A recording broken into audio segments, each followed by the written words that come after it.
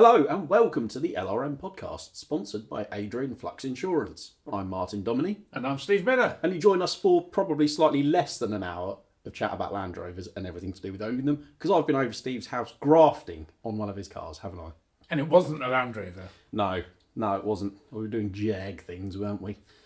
Well, yeah, we've just discovered something, haven't we? About, like, when you take your car to a garage and somebody says, you need to change the brake pads within the next 2,000 miles. But then it just transpires that... They're liars? Yeah. That's harsh, but... This is highlighting I'm disappointed and I feel let down. Importance of finding a good reputable specialist and sticking with them, because there are... you've just got to go to someone you can trust. But when somebody says your brake pads have 2,000 miles left in them, yeah, I sort of take that as, well, fair dues, okay. Didn't know they were that low. But then, I've had this fiasco with the tyres, and now they've finally fitted the tyre. Yeah. And resealing the tyre the second time. Yeah. Did I say that last week? Yeah, you did. We're not going to dwell on too long. Too long, but we've just done front and rear pads on a car that the pads have only 50% worn down. Yeah. They are more like... I am not going to wear through 50% of a brake pad in 2,000 miles. No one would. Anyway, but that's what I would say when you're looking at garages, and find a reputable one, that you trust. First-hand experience, a lot of big chains will try their best to maximise your car being there by potentially telling you that you need things sooner than you actually do. So just be a bit wary. Anyway, it's interesting. 2 garages have said they've got 2,000 miles in them, because that was led by me saying, have they only got 2,000 miles? And then the second garage went, yeah, they have. They haven't. The problem is brakes are easy money for garages. I'm not, obviously, definitely not tarring everyone with the same brush, but they are, bread and butter. Low-hanging fruit. If you've got the wheels off for a service anyway, upselling discs and pads or just pads is, Anyway, enough about that. We're back. We've had a busy weekend, haven't we, Steve? We have. I'm back from Malvern. I'm still in my show jacket. You are? Yeah. I don't think... Did you go to bed in that last night? No, I wanted to. Did you? I like a bit of high-vis orange. I bet Louise would have been well keen. Do you know what? Last night I got home really, really late from Malvern. Do you remember we took a detour back from Malvern? Oh, right. We went above and beyond yesterday. Where did you go? We had a mobile phone handed in. Somebody had lost their phone and said they'd lost their mobile phone. So I handed it in at the pay cabin at Malvern. And in it was a piece of paper with an address on it. Right. So I do a bit of detective, but the phone couldn't unlock the phone.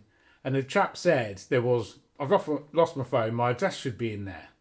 We found it, so I took a detour on the way home. Dropped it back. So we drove through the night and drove across the countryside, and he was well chuffed. How far of a detour was it? 40 minutes. Was it? Yeah. Fair play. Yeah, and I've been even calmer. Yeah, no, I've You know what I mean? So I just thought, and he was so appreciative. He might even listen to the podcast, who knows? Hello if you do. Yeah, and I felt good for doing it. Yeah, well, no, it's the right thing to do. And actually, putting a little bit of paper with your address in is actually a great idea if you lose something. And I knew by the phone case it was an older gentleman. Was it one of those leather ones with slots for cards? Yes, it was. There you go. How did I guess? Well, that's I had one of them, but then someone said they were an older man's thing, and I got rid of it quick. But the actual event itself I didn't actually go. I must say, I'd had enough of buying things. I need to calm down on the old spending at the moment. The 200 TDI conversion's costing a bit more than I budgeted for. So I thought the best thing to do to preserve my bank account was to not go to Malvern, but it looked like a real good turnout. For me, I actually think, so it was the season finale, and they all have their uniqueness and their pros and cons, whatever you're looking for, but this one in particular, in my opinion, was one of the best. Excellent. The stuff that the traders that had turned out with a massive turnout, we were absolutely inundated with trade and public, which is, thank you for everyone that's come along. It fuels everything we do as a brand, doesn't it? And we love doing these events. But we had the very first trader that turned up. he hadn't been to a spares day in many, many years, and he had a triple axle Life Williams trailer, absolutely loaded with all manner of things that have, take-off parts that have been taken off a Land Rover 30 years ago. Wow. He's a 77-year-old chap, although he didn't look 77, to be fair. But he said, my son's not even interested in anything I have. So he said, I've got to get rid of it before my time's up. And I bought some wings from him, actually. I saw them out in your... Well, yeah, but you haven't seen the wings up close, have you? Not properly, no. So I saw that you'd bought some, but that's as far as it yeah, went. but I haven't brought like wings that are perfect, because that's just me, isn't it? So I've got one that's got a dented front panel. Right. But then it, from a later from a TD5. Then I've got another wing, the left-hand wing, I think, from a TDCI that's also dented, but the outer panels are missing on that one. Right, okay. Because I need earlier panels for this. Oh, but incidentally, we're standing in my garage, aren't we? We are, yes. We're in there. We're actually... I'm leaning on the rear tub at the minute, and you're leaning on the other side. This is a professional outfit. Beside your Project 90, which there's more painted bits back from the painters, which is very exciting. Actually, because I've had a really expensive week. Well, this is it. I think I probably heeded your recent financial standings and thought, I can't keep up with him. I'm not going to go to Malvern. I went to Scale Nationals instead, which was a great day out. But let's not gloss over Malvern, because, like you said, but this trader immediately had stuff of interest, and because it had never seen the light of day before, other traders were more than interested in what he had. Right. We're talking take-off military door tops. Imagine a pair of those. Gold dust. A gold dust. Rocking horse doo-doo. Yeah, and then there's the wiper motor cover that had already been bought by another trader before I had first dibs on them. Right. The guy said, "Oh, I've had loads of these. I'll just chuck them in the skip." Can you imagine? Like sacrilege. But not everyone knows what everything's worth. Yeah, I know. Yeah. I loads of people came up to me yesterday at the spares day, like trade and public. And do you know what was lovely? People were like, trade were buzzing and happy, but so were the people buying it. Right. So they've made a few quid. They feel like they've saved a few quid. Everyone was really happy. What a brilliant day that was. Yesterday I loved it. And actually, loved it. if you haven't gone to a Malvern Spares Day or any of the Spares Days, but especially Malvern, next February when it's next on, we host it. We go the extra mile and we have a restoration hall, don't we?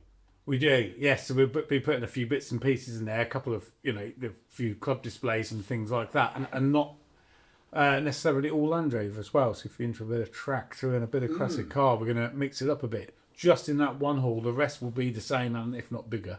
Yeah.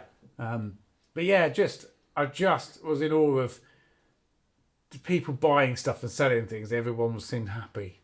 It's great. Yeah. And it's a lovely place, isn't it? It's so grand. Yeah. It's just great. But, loads of Series 1 parts. Really? Yeah. Wow. Because quite often, some people say, "Oh, there's a lot of old Discovery stuff." I saw some really early Discovery interior. Quite a hot property these days. Yeah, but 10 years ago it wasn't. But I saw lots of Series 1 parts and early and Series stuff, and loads of military stuff. Really interesting. Mm.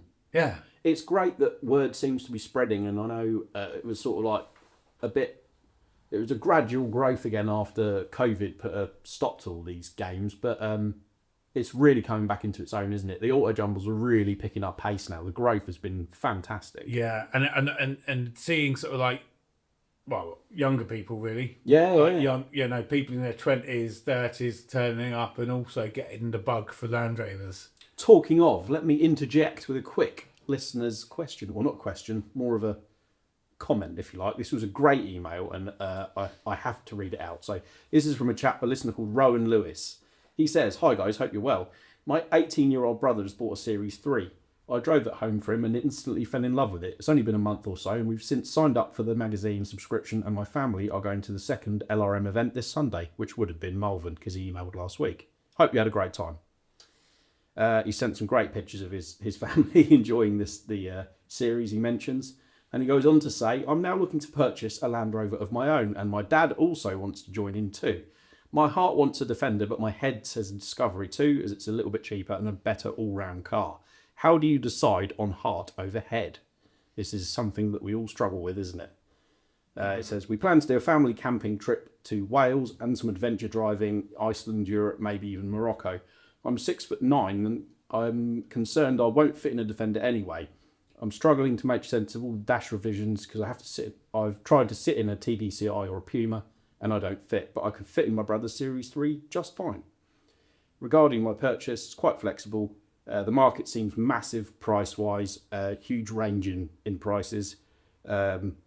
Is buying a really expensive one just throwing money away, and is a cheap one a false economy? Any advice would be brilliant. I have a workshop and mechanical experience, so mechanical issues aren't a great concern. However, I don't want to be respraying or re-chassising from day one, which is fair enough. So I suppose 2 questions there. Discovery 2 or Defender, and is a cheap one false economy, and can you spend too much? Well, yes to kind of all of those things in some respects, in my opinion. So if you're 6'9", and is that in one Puma or lots of different Pumas? Because I've noticed, I'm 6'3", and I've sat in some Pumas that have had aftermarket seats, and my knees are up against the dashboard. Right. But in a standard seat, then I can fit. So, your big difference here, in my mind, is if you get a 110 station wagon, utility or double cab, your front seat will go further back, especially if you put it on mud rails or something like that, so you'll have a lot more room. Of course, yeah. I think you'd be all right in one of them. A 90, especially a truck cab or a 110 single cab, forget it. Far too tight. When you're 6'9", that is getting on. Yeah. But we mentioned Rob last weekend. Yes. Last he came weekend. to Malvern, He did come to Malvern. But he's taller. He makes me feel short. He's a big chap. And he's got a TD5 90 with, I think, aftermarket seats. And he fits in that just fine. So. I think, yeah, his isn't a TDCi. His is a TD5, isn't it? Yeah. So the dash doesn't encroach quite as far.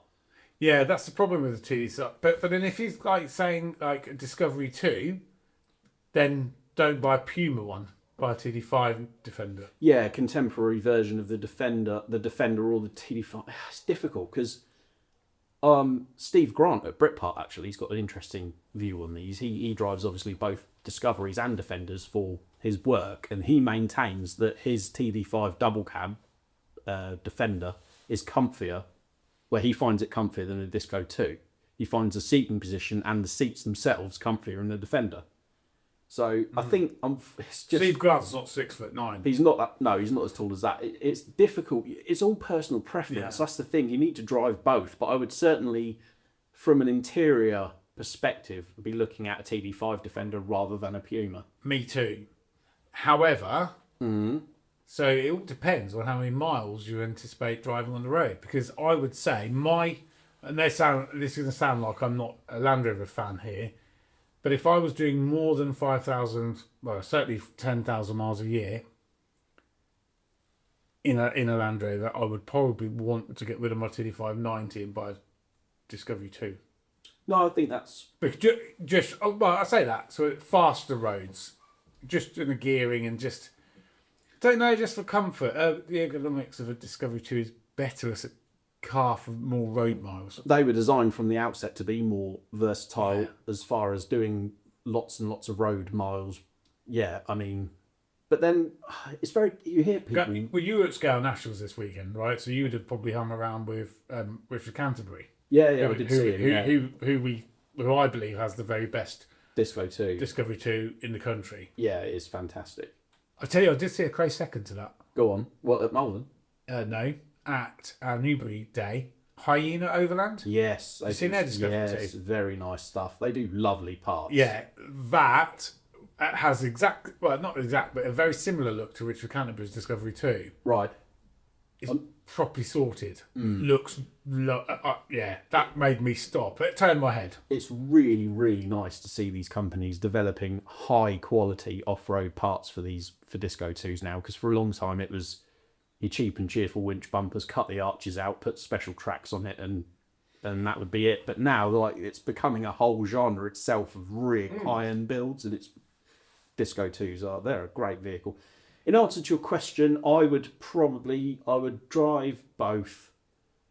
I would say you won't be disappointed as long as you get a 110 4-door. You won't be disappointed with the legroom in a Defender as long as well you fit mud rails, which help massively because they lift the seat slightly and you can go further back on them. That helps too. As far as I've cheap got- versus expensive. You talk about lifting the seat higher. It depends. If you're 6'9" Yeah. and your torso is not where your height is, and it's your legs, then that might be. If it's your torso that's you've got a tall torso, you'll put your head My on head too high. It all depends. Everyone's different. You need to try both, essentially. You do. You really, really do. It's not an easy one to answer. Second part of the question about what to pay. Excuse if you can hear the dog barking in the background. I'm going to go over the fence. I've never heard that dog in my life here. Really? I don't know whose dog that is. I don't know. Anyway, Not mine. I'll sort it out in the edit. That's fine. The expensive versus cheap. So cheap, there's an old saying, there's a cheap defender, there's a good defender, but there's no cheap good defender. That is true to an extent, as long as you go in with your eyes open and take someone, I mean, he says is mechanically minded, make sure that you go over it properly. If you're okay doing mechanical stuff, nothing's going to cost you that much money or be that much effort. Just make sure the chassis and bulkhead and all the other, like the tub and the doors are solid, because that's where your money and your time will go. There's some serious money in building these Land Rovers now, as we know. That's after I'm staring at the proof. Yeah, I'm staring at some painted parts, which incidentally there's some wraps up. I've got the sort of packing material, and I've wrapped up the doors. There's a door behind you, Martin, actually, and Oh yeah, transmission tunnel on there is all wrapped up, and the windscreen frame, and when you go see paint and you I've never asked them how much to do the job, and just deliver parts and sort of hope for the best. And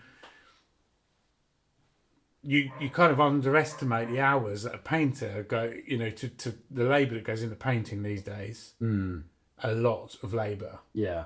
I'm getting a trade. So my painter is essentially charging me £50 an hour. That's Which he said that's my trade rate, Yeah. and that was very kind of him. I've never asked for a trade rate. I didn't even ask him how much he is an hour. An hour, you can get a lot done in an hour, and sometimes you can't. Yeah, sure. But just prepping a windscreen frame, because it had been sandblasted, the painter has to put in quite a lot of hours just to get that looking really, really good. And they say, 90% of the finish is in the prep. If you go and put your expensive paint on something that needed more attention than it got, it's going to stick out like a sore thumb, isn't it? And these parts have a lot of paint, if you probably notice, it's done properly. Yeah, you got the YRM sills there, the thicker ones, and they look awesome. These are fantastic, by the way. The painter was really impressed. He just said immediately, run the DA sander over them to etch it. What do you etch it? Key it up, that's the word. And then etch grey and grey primer and the top coat. Nice. Times numerous coats. The colour is stunning. It's really great. I'm really excited. Like when I got those doors back the other day. In fact, I think there's possibly a reel or something on my Instagram. It's probably gone now, isn't it? The reel on Instagram. Yeah. No, if it's a reel, it'll still be there. I If can't it's a remember. story, it won't be. I think it's a story. So old, didn't you? I don't know what it is. I'll tell you what though. I did put something on Instagram the other day of Louise like packing new parts, painted parts on the kitchen floor, and it just they just look stunning. Social media aside, you've got a Writers Rovers in the issue of LRM that comes out next week, so you can catch it in there and see what Steve's been up to, and you'll see the colour in person. Yeah, no, really, really good. There was the first time last week. I say last week, like just before Malvern, when I picked up these parts, I got really excited. So, got a real buzz about this. Is fantastic. But you have to keep funding these things. Yeah, you just got to keep your eye on the prize, haven't you? But we're proud to partner with Adrian Flux, an insurance broker that specialises in covering all types of Land Rovers, including classic, ex-military, modified and Q-plated models. Adrian Flux offers a range of optional extras to make the policy your own and can provide cover for off-roading, green laning, agreed value and build-up cover. Plus, they even offer a discount of up to 15% for Owners Club members. Simply search Adrian Flux Land Rover Insurance for more information or call them directly on 0344 728 0417 for a quote. so while you were at Malvern, I was busy. I went to Derbyshire, to Bracken Rock, to the Scale Nationals autumn event, which was awesome. Radio control 4x4s of all sorts, but predominantly Land Rovers, I would say now. Did you drive? Did you take one?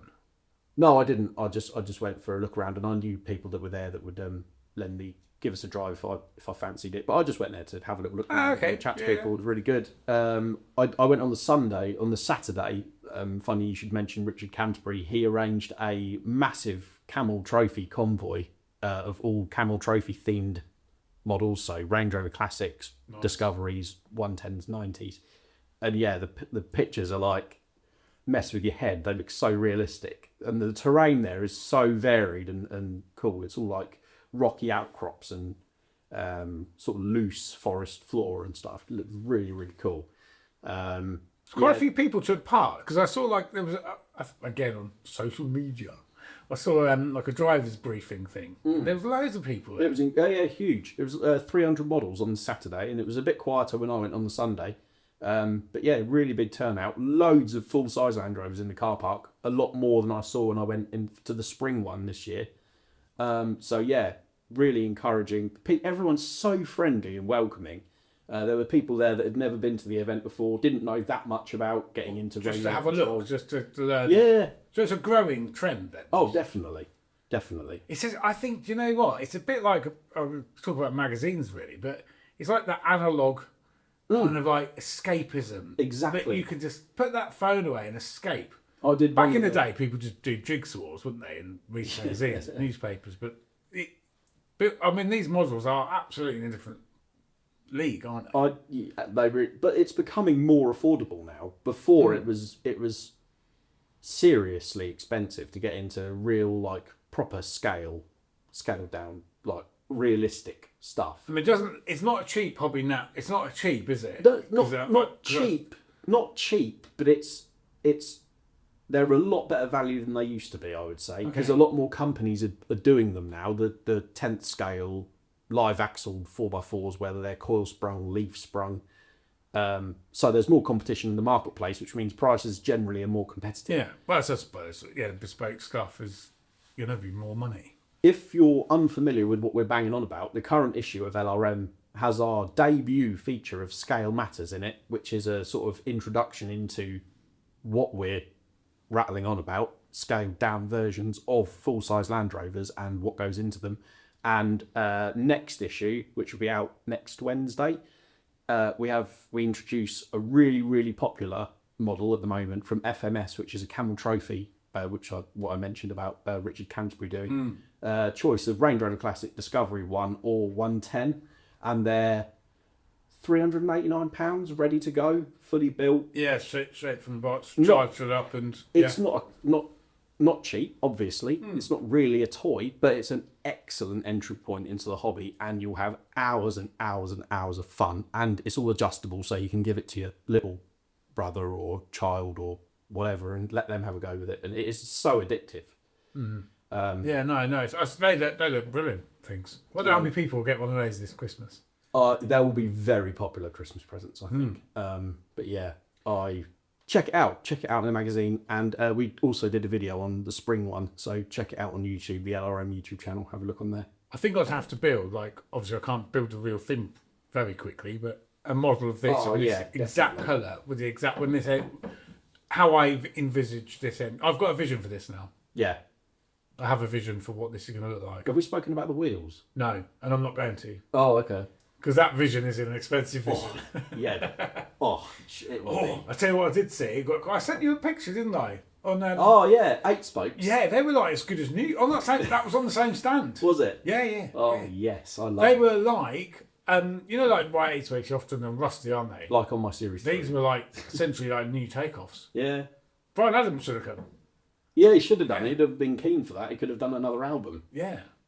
I love a white 8 spoke. What else? Oh, this would look good on the white 8 spokes, I think. I don't know, because it's a bit modern. Do you know what I mean? It's a bit modern. It'd be like the plans you've got for the page and the hood would contrast the fact that it'd have old style. Oh, I see. Yes. Do you see what I mean? You've got to kind of stick to a theme, I think. No, my theme is I have a vision, and it's interesting. Somebody actually, I think his name. He drives a Pulse ambulance. And it comes to the spares day up from Essex. I can't remember his name. I think it's Ben. Oh, right. And anyway, he said to me, he remembered talking to me at a Land Rover show like over 10 years ago when I was building a V8 110, which is on that poster actually behind you, that one. Oh yes, yeah. And he remembered something I said to him was, but because it took a while to build back then, because I had zero money. I know the thing. I mean, none. Really. It was a case of what do you want for dinner? Beans on toast or build an Ando sort of thing. Yeah. And the vision went off piste a little bit, and I ended up building something I wasn't really happy with. Yeah. Because by the time it took to build it, my taste had changed. Right. Sounds like Challenger style wheels on it, and I'd never do that now. Yeah, okay. It's not I do love them though; they look good on Discovery 2s. But it just, I had 2-inch lifted suspension, and my whole vision changed. And I didn't stick to the plan. Yeah, something you I got see sidetracked. often. Some of the best advice, I mean, like questions we get in the magazine is, I want to do this. I want this. I know exactly what I want, but you need to have that focus. They call it mood boards, don't they? You know, any of a mood board. Like a Land Rover Pinterest or something. Yeah, kind of Pinterest, but I reckon you almost need to cut out pictures and print pictures of it, absolutely what you want, and stick to it from there. Well, that's what you're doing with it, and fair play. I think so now. But this has had multiple ideas in my head what it was going to be. But now I absolutely know. Honed in on it. But, I'm excited for it. Whether it will be at LRM Live, I'll admit now, this is a tall order now. Jamie, Yes, Defender Restore, yes. his is driven out of the garage. Yes, yes, I did see So that. I don't want to rub it in. No, yeah, I saw it last night on Instagram, and I was so tired. I was looking at Instagram through one eye. My left eye was just like, I was like, yeah, thanks, Jamie. And I know he's going to be listening to this, chuckling in his workshop, no doubt, making progress with his Land Rover. But yeah, anyone should come to LRM Live, shouldn't they, in May, and they'll see this and that. Yeah, So I'm still committed. it's definitely going. It doesn't matter what Doesn't have to state get it's in. there. You'll have to trailer it. No, because I can't. I'll be like a showman with my, like showman trailers. I'll have to have 2 trailers, aren't Yeah. they? That's what this will be behind my Penman camping trailer, behind my 2D5. Yeah. Yeah. I'd probably put this in the middle, actually, and have your Penman trailer off the back of it, because the Penman's going to be smallest. I think you should... Yeah. That would be quite entertaining. You'd have to get your showman's license, though, which is...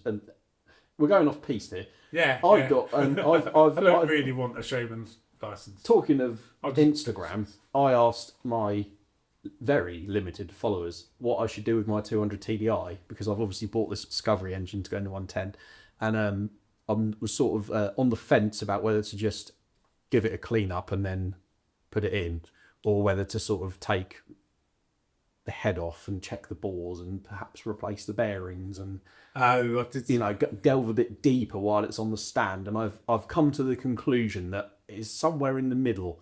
So I'm going to take the sumpers off. I've cleaned that up and painted it. I'm going to take the ladder frame off for 200 TDIs. Have like an aluminium, I think it's aluminium, ladder frame which goes between the sump and the block. It's like a stiffening plate. Oh, okay, right. Take that off and reseal it, and I'm also going to change the T-seals at the back, because obviously the reason I'm taking the NA out of the 110 is because it absolutely hoses oil out of the back of the engine. And it's slow. Mostly the oil thing. I'd still be driving it if it wasn't. No, it wasn't as slow as I remember. So yeah, I'm going to take the T-seals out and put sealant in them. It's a trick that Ben at Motor and Diesel actually showed me. So I'm going to do that and then put it all back together, reseal it all nicely, and then hopefully it will be in good health and hopefully it won't leak. So yeah.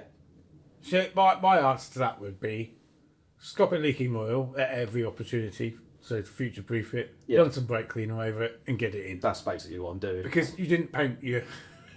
No. Just saying, as I'm looking at the Mac, only painted the heater box and like a servo here. Otherwise, it'd be like a bit of a Yeah. lipstick on a pig. Yeah, you just keep it in. Make it look like it's been in there for a while. Yeah, I think that's Otherwise, you'll be compelled to start painting other things. I just and then there'll be no end. I just don't want to get it in and then wish I'd done more. But things like the little plate the lift pump goes into, it's obviously been leaking oil from there. So I've got a new gasket on the way and I'll reseal that up and just clean it down and make it look presentable. Then I'm going to fit it. In exciting news, I hope you won't mind me saying on it, he has put it on Instagram, so I don't think it's a secret. Dan at Demand has started making 200 TDI conversion downpipes. Okay, because they're a different shape, aren't they? Yeah, so the they'll Discovery touch- engine turbo's right at the bottom, and it's Yeah. a bit of a snaky to get the downpipe off the turbo, miss the bulkhead, and then get it down to meet the rest of the exhaust. And obviously, Steve Parker made them for years, and Steve Parker is no more. Although there is someone selling his. Well, the Steve Slot. Parker business is no more. Yeah, Well, yeah. I Sorry, assume Steve Parker is enjoying a very lovely retirement, and I hope he is. because apologies. Yeah, He was proper- a man of, talent and all the period conversions. He was a stalwart, really, of the scene for many years. I didn't come across Rainy. He's still alive and well. It just is wound the In business. fact, I'm looking at a Steve Parker exhaust as we speak, and the one behind you. Is it? Yeah, that's Steve Parker exhaust. I bet it's nicer than the downpipe I've got, which looks like it's come off the seabed. So No, it's good. I mean, yeah, it's fine. It's because it's shaped because obviously the 300 TDI conversion is ball, isn't different it? again, isn't it? So it's shape, yeah. Yeah. So that's 200 TDI update. I may go see Dan with this exhaust and go, Dan, can you, yeah. Have a look. Yeah, having seen Jamie's the other day on. He's shipping it off there, isn't he, to have his exhaust done? I think. No, has it not been? I think so. Has it? I saw. Oh no, I'm mixing two posts up here. No, it's going. Yes, but do you know what I love about Jamie's one? If you don't already follow him, Defender_Restore, I think it is on Instagram. Yeah. His colour coded boost pipes to the Yeah, bottom. I was going to They nick look that. I was so going to cool. nick that idea. Yeah. Yeah. That's actually that would look cool. Yeah, because the boost pipes on a conversion, they're quite long, aren't they? Yeah, they are. They're And very you've got nice. a lot of. I'm sure my painter will love me delivering more parts. He doesn't mind actually. That's what he does. That's what keeps his doors open. People like me turning up with. Putting his kids through uni and getting him a second No, yacht. his Like kids you're- weren't through uni, I think. Oh, really? Okay. Yeah, It must just be the second yacht you're paying for then. Yeah. But no, it's all go still. Always find something to keep ourselves entertained, don't we? But No, definitely. what's next on the horizon then? It's a bit of a... We need a day in here soon, don't we? We do, yes, I definitely. mean, having just got off the back of you spending a couple of hours on a very damp driveway doing front and rear pants for me, Yeah. Well, that's all right. Actually, it's very interesting to do something different for jokes. I'll send you the invoice, yeah. Yeah. No, it's... It was interesting to do. They're quite interesting design, the front calipers on a Jag, and something that I hadn't come across before, but It's weird. always learning. That's a weird thing. I thought they'd be the same sort of Brembos that you find on a Discovery Sport or a full-size Range Rover with the pins that hold the pads in, but they're not. They're like a two-piece weird aluminium like frame assembly. But it's all good. Well, in my opinion, it can be somebody else's weird two-piece brake caliper soon. Yeah. Because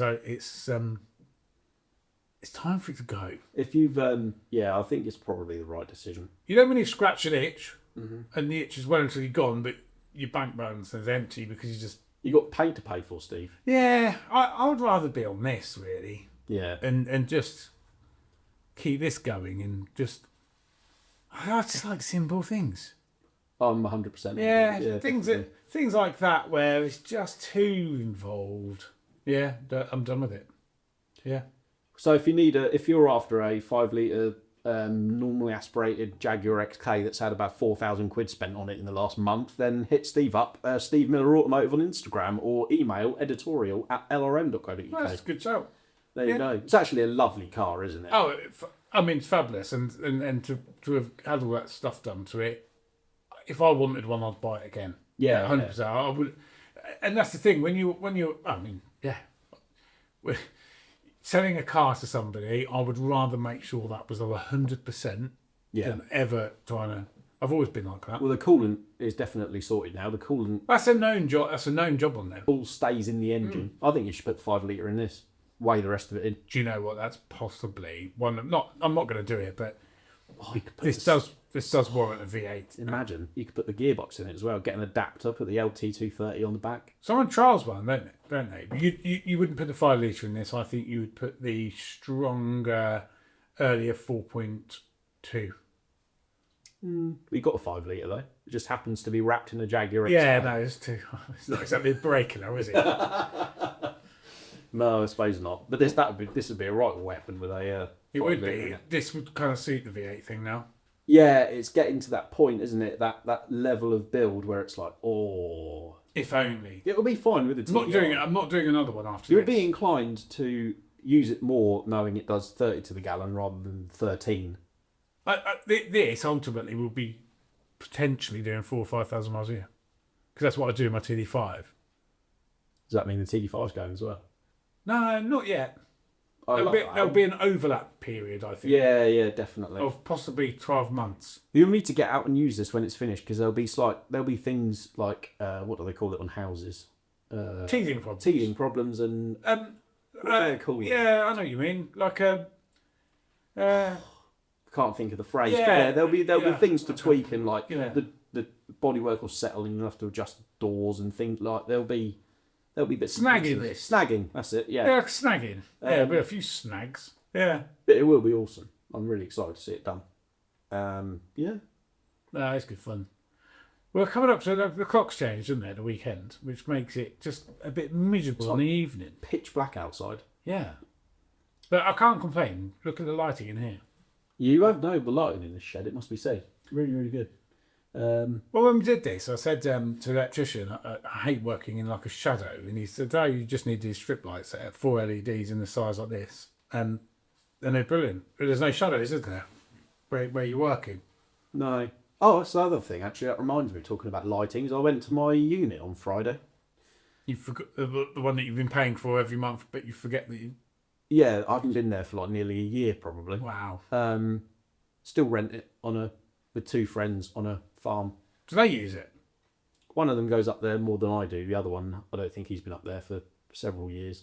Really? But just busy. Yeah. Yeah, 2-post ramp. I forgot how brilliant they are. I'm when I do finally get around to doing my shed at the bottom of the garden, I would like it to be high enough, which means probably going through planning. But game changer. I want the ramp.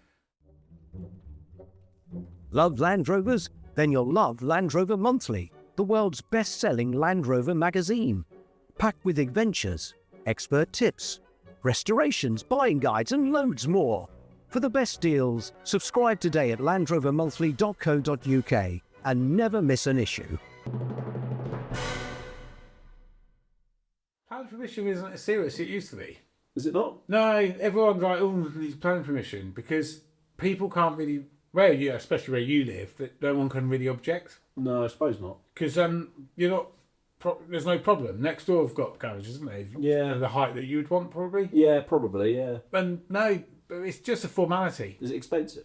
I don't know how much it is, but they're not as restrictive on planning as they once were. Right, okay. And you're not in a listed building or No. an area of natural whatever, No, that's true. scientific interest. The, Well, you're not a World Heritage Site. so we're definitely not a World Heritage Site. Crack on. Doing the I serviced the Freelander too. I nipped into town and got oil and filter for it because it's come around really quickly. I didn't realise it was due a service already, but Well, it was due a turbo 3 years ago. still going strong though, isn't it? Hey, it is. So I thought I'd kill two birds with one stone, and I would get it up on the ramp and change the oil and filter. And my word, it's more pleasant doing it when when you're underneath it than when you're lying on gravel trying to get that flipping oil filter off with your flexible ratchet. So yeah, I think I'm going to have to build plans in for a 2-post because they're quite cheap. Well, not cheap, but they're quite affordable now. 2-post lifts. They often come up, don't they? Like pre-owned ones. Yeah, pre-owned, but even from certain companies, new ones aren't terribly expensive considering what they used to be. So yeah, I think that'd be handy. So food for thought. No, definitely make sure this is the restriction. And this, I know we've spoken about this garage before, but like I won't be able to put the roof on this in here. No. In fact, I could probably I could put the windscreen frame on, but that would be maximum height. But I wouldn't be able to put the frame on the back. No. The tilt. No, you wouldn't. You'd have to roll it out to fit all that. Not that that's a massive hardship, but I know what you mean. No, the car's pretty much ready for the MOT at that point. Yeah, so that'd be fine. But yeah, interesting times. But yeah, found some stuff and some tools and that I've been sort of needing at home and forgot that I had, and I went through my old toolbox up there and went, oh yeah, I've got that. I don't need to buy another one, which was quite nice. So yeah, took a whole bunch of stuff back, and hopefully that will make my life a little bit easier. Putting the TDI in and doing a few other little jobs. So, Oh yeah, that's definitely. But Yeah, don't know. We'll see. All right, go home and have some dinner, Steve. It's getting on a bit, isn't it? It is. It's just it makes it feel later because the clock's going back. Yeah, definitely. I just felt, getting up at yesterday. I was up at just gone 4:30 in the morning. It's busy. It's event life, isn't it? It is. Yeah. You're not even home for dinner till 9 p.m. I know. It's a long old day. But So yeah, today's a knackered day. we do feel a bit... Yeah, because you said about doing the pads, doing your brakes today, and I was like, yeah, no worries. I mean, you've had a longer day yesterday than I had because I've only Derbyshire and back. It's quite nice. I do love a good long drive. I do. Something I've sort of... Yeah, I do. With no talking. I really just relish a nice long drive sometimes. It's really nice. You'll just crack on and listen to some good music or a podcast or whatever. And yeah, it's a nice time. Depends what you're driving. You want the same drive wouldn't have been the same in an naturally aspirated diesel 110.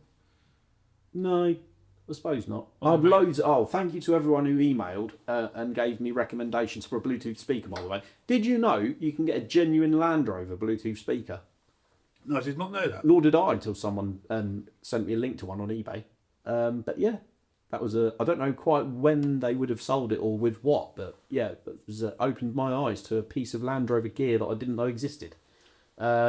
But yeah, lots of other recommendations for different brands, different models. So I'm going to sit down one afternoon and go through them and see what I fancy, because I do like my tunes and I do like my podcasts, and the Series 3 and the 110 has facilities for neither at the moment. So you're going to put radio in this?